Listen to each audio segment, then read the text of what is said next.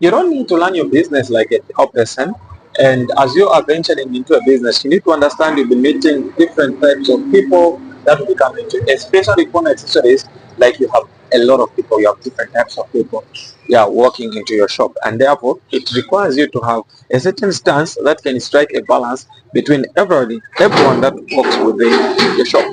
And in this video, I've organized those stuff that I've seen, that I've tried, and they've worked over the years. And hopefully, this is gonna be a helpful video that you've been looking for. This is SIKA-The entrepreneur. In case you are missing me for the very first time, so I've been doing this business for about 4 solid years, and I'm a former biology teacher. I used to teach, and now after I saw that this business was more interesting more than my bowling teaching, I thought, let me give it a try. So I left that, and then I came over here. So I've been practicing this for about 4 solid years, and I'm only a testament or a product of small growth.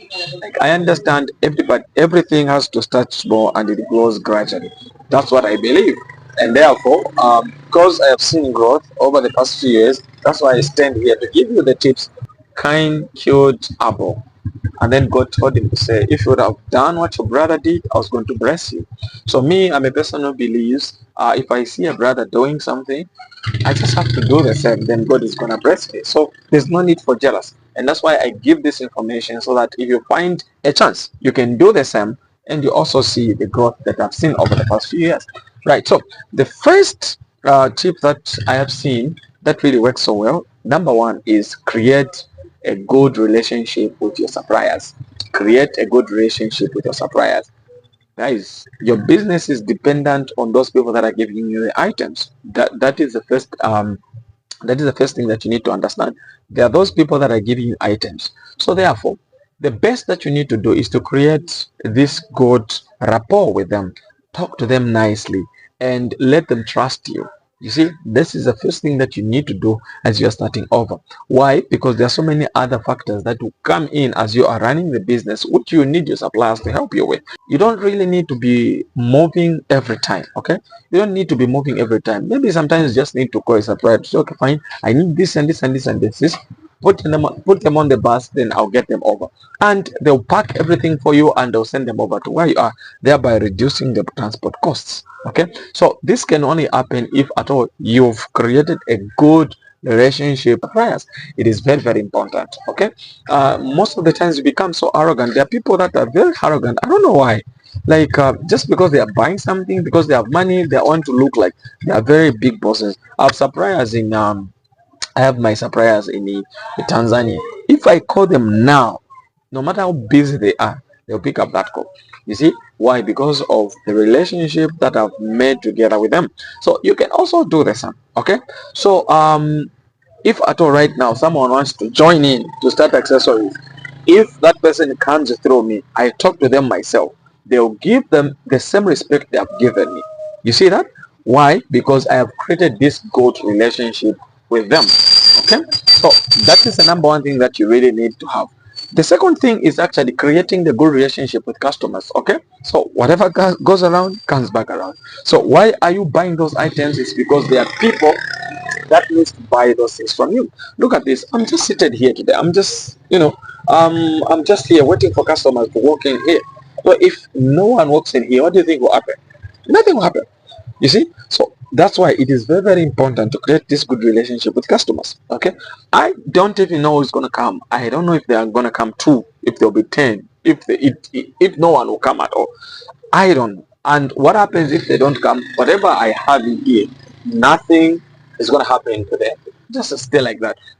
It's even possible when you have items. It's possible. Okay? Why? Because you've been so bad to people. The way you treat people. I receive new customers almost on a daily basis. Of course, I've got those customers that come repeatedly, but almost on a daily basis, I might receive maybe 5 of them, which are new, and I need to create this good relationship with them. So the first contact with the customer is the most important one, because you don't know what they are going to. They just need to have that view of you as a good person for them to come in. Actually, when you're doing a business, it's not about the things you're selling. When you're doing a business, it's about you yourself. And the business is only an extension of who you are. So whatever that you are will reflect into the business that you're doing. So if you're arrogant, the business you're doing will just portray everything that you are. And therefore, I always encourage everybody, if you want to venture into a business, make sure that you are good to people. Okay? And sometimes you might understand this. Business people, they're the most good people on the planet Earth. Why? Because they are always this time when they want to get, you want to get money from people. Therefore, you need to seduce them to give you their money. Okay? You can't treat people like trash and expect them to give you cash. Nothing. It doesn't work like that. Therefore, in the process of wanting to be good to customers, you turn out to be a good person in real life. So this just teaches you to be good, and as a result, you become a good person and you increase on your personality. It becomes better. So create a good relationship with customers. And number three is actually create policies. Create policies. You know what? There are some policies. Let me give you an example for this one. Return policies. Okay, so a customer comes in here, they buy something and they want to return it. You need to state a clear policy to say, okay, this is what we are going to be doing. When a customer comes in, they need to know it to say, okay, fine. If I need to return this thing, this is what I need to do. If a customer buys maybe a charger, they need to know to say, okay, fine. As you get this charger, you can return this charger in 2 days if it gives you a problem. Okay, so if you have not stated this, it will make you look like you're a bad person, because a person can buy a charger and that they will use it for 2 weeks, then they come back to say, no, we want to change, this is not a good one, and all that stuff. You see that? But if you have created a policy, it will help you, or it will save you into from a number of issues. So it is important for you to have policies in different areas of your business. Okay, have policies with customers, have policies with your employees and all that. Make sure that there are those clear stated policies and you work well, right? And number four is actually stay updated. Stay updated. It is very important as you are doing this business, because almost on a daily basis we are receiving new products. Okay, on a daily basis. Right now as I'm speaking, this is stock that I have. Okay, the stock that I have for screen for phone covers, it is a stock that has been there for 2-3 weeks ago, but right now as I'm talking to you, there's a new stock on the market that I need to go and buy. Okay, so every time when something new comes up, I know that is what has come out. Okay, including the chargers, those new chargers that have come, all these that I'm having here, they are new chargers that have come, and I need also to update them. Okay, we don't do away with the old stock, you just need to update them. Make sure that something new has come in, you also put it in there. Of course, even if there's something new, it doesn't mean a charger is no longer going to work. It is still going to work, but what you just need to have is to have those updated ones, updated versions of what you need to have in your shop, right? The other tip that you need to do is to actually keep your shop clean. Keep your shop clean. I made a video about how you can organize your shop. You better do well to go and watch it. Don't keep your shop like a poultry house, like where they keep chicken. It's smelling, it has no good odor, it's looking so bad. And please, you'll be receiving a lot of people that are different. So when they're walking, there is need for them to find this atmosphere that will keep them longer within your shop, so that they get more stuff. You see, that's how it is. So keep your shop clean. Make sure it is clean. Every day when I come over here, I sweep, I mop. That's what I do. I clean. That's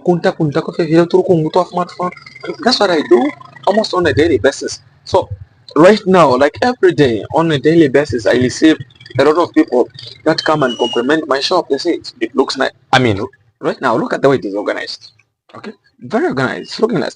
The way you are seeing it right now, if I can turn the camera, you will see the towels are clean and all that stuff. Everywhere is nice. Okay, because I do a good job almost on a daily basis. Why do I do this? You receive different type of people, and some people don't like uncleanness. That's what happens, guys.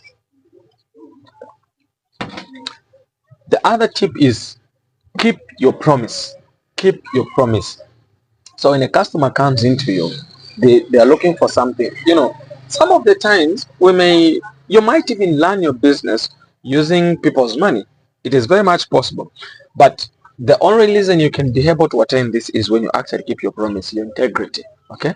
There are times when I don't have certain things that customers want. Okay. There are these times when the customer comes in and says, I'm looking for this.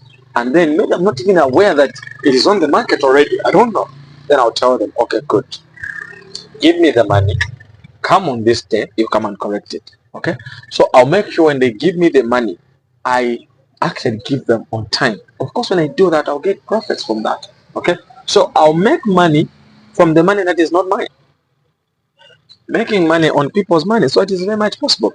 This is only possible for you if at all you actually keep your promises. Right. Now look at this, guys. The other tip that you need to look at is train your employees well. Look at this. Whatever or whoever you want to employ into your business. Maybe for example, you know, there are many things that happens. There are times when you're sick, you need someone to take your place. There are times maybe you are held up somewhere, you need someone to take your place. Oh, there are also those moments when you know, you need to expand your business. Maybe you need to get it into another location as well. The only thing that you need to do at this particular point is to actually make sure that you've trained that person to be you. They can't be you. But when someone finds me and they find them, they don't see a difference. So let them know how you handle people and let them handle them exactly. These things someone can learn. Okay, let them handle the person exactly. Okay, so exactly the way you do at the shop, let them do exactly. If a person can't do that, then they're not supposed to be your employees. Make sure that it's someone who needs to listen. Train them well so that you'll be able to entrust them with your business. Most of the times our businesses clash because of the people that we employ. Be aware of competition. Listen, business is all about competition.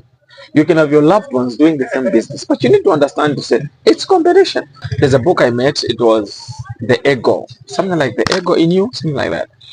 Look at this. There must be people that are higher than you.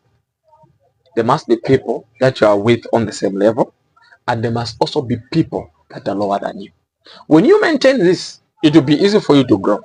Okay?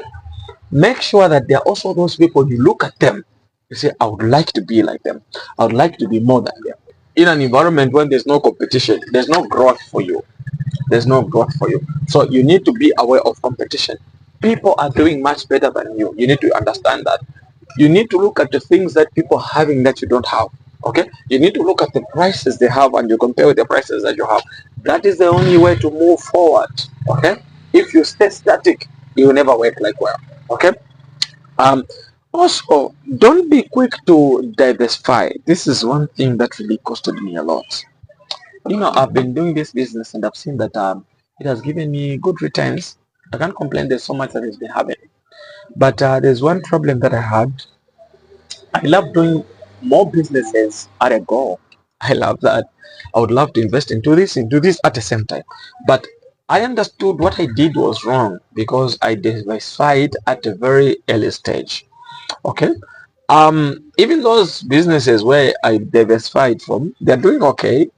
But what I'm just saying is this: if at all the money I spent into establishing those other businesses, if I did into this very business, I would have done much better than this. That's a reality. So the best is time will come for you to be diversified. You know, sometimes phone accessories business can be deceiving. It can deceive you sometimes. And what it can do is it can give you a lot of money such that you'd want to do a lot of things at a go. But that's just a lie. Sometimes it lies. Okay? So the best thing that you can do is relax. Do the same thing for 5 years. Do the same thing for 7 years. See how better you can become. I think that's the best thing that I really need to do right now.